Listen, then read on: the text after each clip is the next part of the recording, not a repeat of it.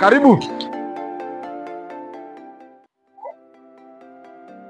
Mimi naitwa Samson Nyamo. Hapa ni Kesagon, mahali kunaitwa Mount Kenya Hardware. Hapa tuko na rangi inaitwa floor paint, tuko na roof paint, tuko na plastic emulsion ya 20 liter na 10 liter, na ukiingia upande wa ndani tuko na pia primer ya floor paint. Na hapa pia tuko na window putty.